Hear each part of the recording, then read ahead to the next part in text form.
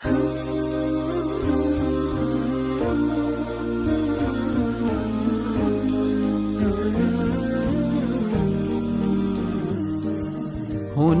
دوحة لنبي الهدى.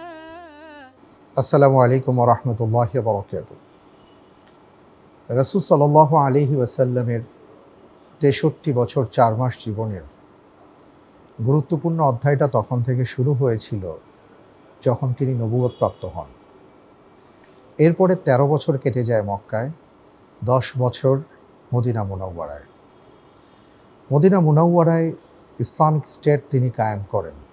Medina মুনাওয়ারায় সাহাবায়ে কেরাম আজমাইনদের ঈমানি শক্তিতে এতটা তারা দীপ্ত ছিলেন, বলীয়ান ছিলেন যে তারা আল্লাহ রাব্বুল আলামিনের উপর ভরসা করে একের পর এক অঞ্চল জয় করতে থাকেন।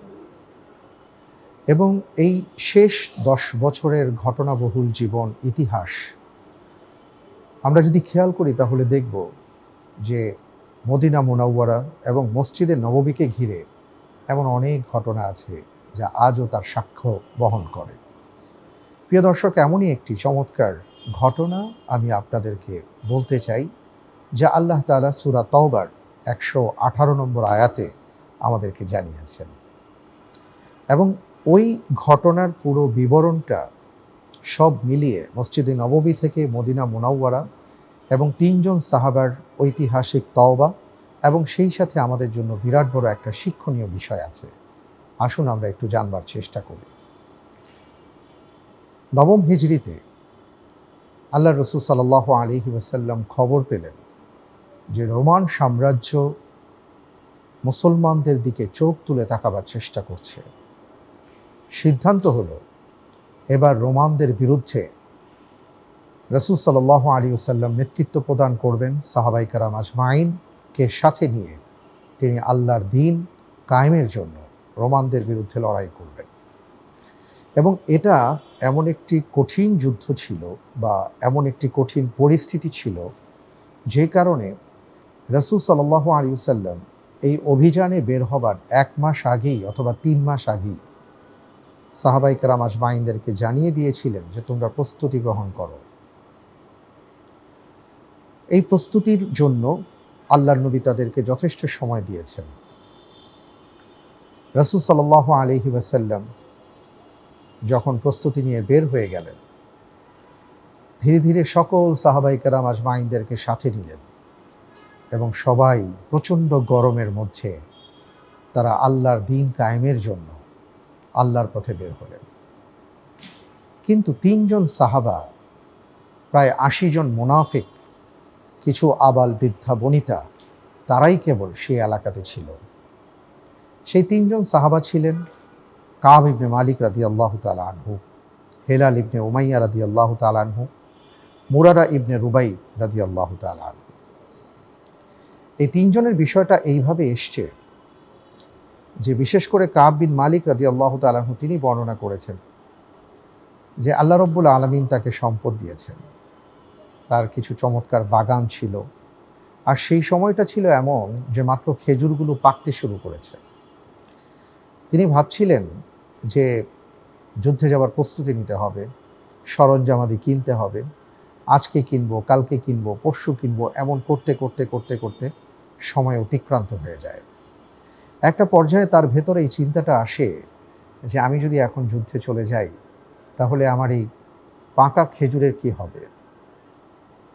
মোটামুটি এই চিন্তা করতে করতে আজকে কালকে হতে হতেই রাসূল সাল্লাল্লাহু আলাইহি ওয়াসাল্লাম সাহাবায়ে কেরাম আজমাইনদেরকে নিয়ে অভিযানে বের হয়ে গেলেন। কাব বিন মালিক রাদিয়াল্লাহু তাআলা আনহু বলেন, রাসূল সাল্লাল্লাহু আলাইহি ওয়াসাল্লাম অভিযানে গেলেন এবং সেখান থেকে যখন ফিরে এলেন মসজিদে নববীতে বসলেন। মুনাফিকরা আসছে, এক এক করে তারা আল্লাহর নামে শপথ করছে আর বলছে যে আমার এই সমস্যা ছিল, ওই সমস্যা ছিল। আল্লাহ নবী সাল্লাল্লাহু আলাইহি ওয়াসাল্লাম তাদেরকে তাদের অবস্থার উপর ছেড়ে দিলেন যে আল্লাহ রাব্বুল আলামিন তোমাদেরটা দেখবেন। যদি তুমি সত্যি বলে থাকো, আল্লাহ তাআলা শুনছেন, দেখছেন, তাহলে সেই ফয়সালা হবে, আর যদি মিথ্যে বলে থাকো সেটাও তোমার সেই পরিণাম ভোগ করতে হবে। এমতো অবস্থায় তিনজন সাহাবা, যে তিনজনের নাম বললাম, কাব বিন মালিক, হিলাল ইবনে উমাইয়া, মুরারা ইবনে রুবাই রাদিয়াল্লাহু আনহুম আজমাইন, তারা তিনজন চিন্তা করছিলেন আমরা কি বলবো। এবং এই তিনজন একসাথে নয়, কিন্তু তিনজনের চিন্তা এক ছিল। তিনজনের চিন্তাই ছিল এটাই, আমরা আল্লাহর নবীকে সত্য বলবো, যা হয়েছে তাই বলবো। এবার কাব বিন মালিক রাদিয়াল্লাহু তাআলা আনহুর পালা আসলো। তাকে যখন তিনি ডাকলেন, কাব বিন মালিক রাদিয়াল্লাহু তাআলা আনহু তিনি গিয়ে বললেন, ইয়া রাসূলুল্লাহ, আমার আসলে কোনো কারণ ছিল না। সম্পদের মোহ আমাকে পেয়ে বসেছিল, অলসতা আমাকে পেয়ে বসেছিল, আর সবচেয়ে বড় কথা হলো সম্পদের প্রতি একটা লোভ তৈরি হয়েছিল। আমার খেজুর বাগানের খেজুরগুলো পাকতে শুরু করেছে, তাই ভেবেছিলাম খেজুর পাকার পরে এগুলো নিয়ে এরপর আমি যাব। আর একদিন দুই দিন করতে করতে অলসতায় যাওয়া হয়নি।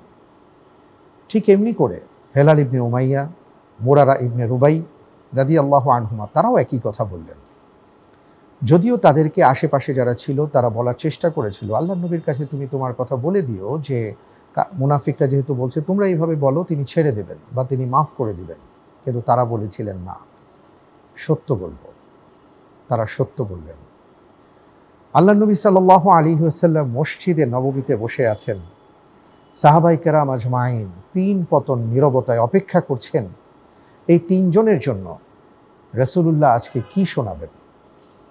রাসূল সাল্লাল্লাহু আলাইহি ওয়াসাল্লাম বললেন, সিদ্ধান্ত হলো আপাতত এই তিনজনের সাথে মদিনা মুনাওয়ারার কেউ কোনো কথা বলবে না। আজ থেকে তাদের সাথে লেনদেন বন্ধ, তাদের সাথে বেচাকেনা বন্ধ, কথাবার্তা বন্ধ। কাব বিন মালিক রাদিয়াল্লাহু তাআলা আনহু বলেন, সে দুজন বাড়িতেই ছিলেন, কিন্তু আমি মাঝে মাঝে বাজারে যেতাম, কিন্তু লক্ষ্য করতাম কেউ আমার সাথে কথা বলে না, কেউ আমার দিকে ফিরেও তাকায় না। সম্মানিত ভাইরা, এখানেই শেষ নয়।